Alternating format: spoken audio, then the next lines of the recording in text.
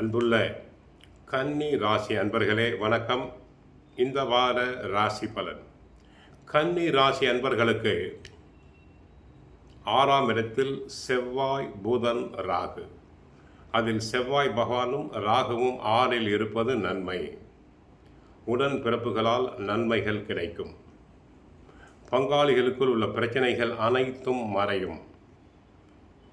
விவசாயிகளுக்கு பயிர்கள் செழிக்கும், மகசூல் அதிகரிக்கும், வருமானம் பெருகும்.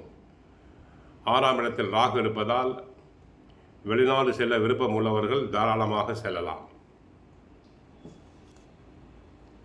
7ஆம் இடத்தில் சனி, சூரியன், சுக்கிரன் இருப்பதால்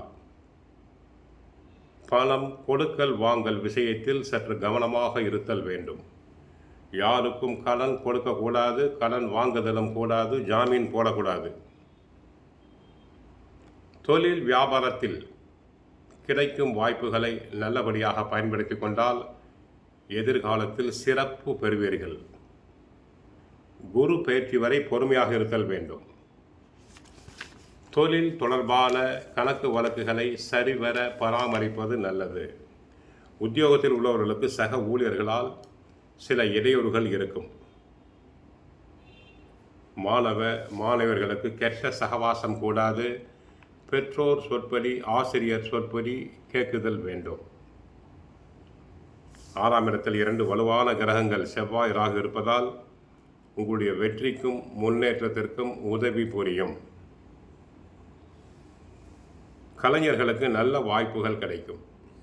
குடும்பத்தில் உறவுகள் பெரும் பாதிப்புக்குள்ளாமல் இருக்கும்.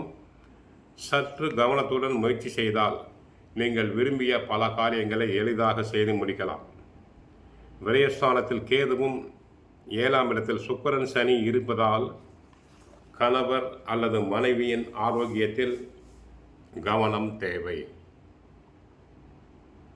ஏனென்றால் 7ஆம் இட சனி கந்த சனி என்போம்.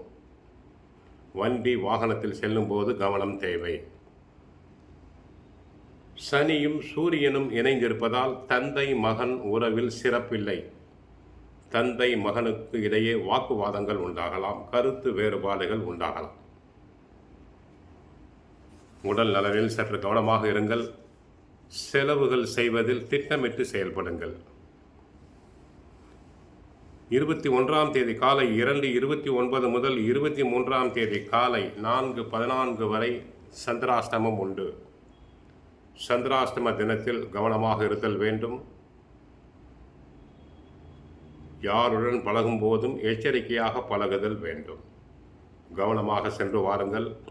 புதன் கிழமைகளில் பெருமாள் கோயிலுக்கு சென்று வழிபடவும். தினமும் சுந்தரகாண்டம், பகவத்கீதை படியுங்கள். உங்கள் கஷ்டங்கள் அனைத்தும் குறையும், நன்மைகள் பெருகும், சுபிட்சம் கிடைக்கும். வாழ்க வளமுடன், மங்களம் உண்டாகட்டும். ஹரே கிருஷ்ணா. ஹரே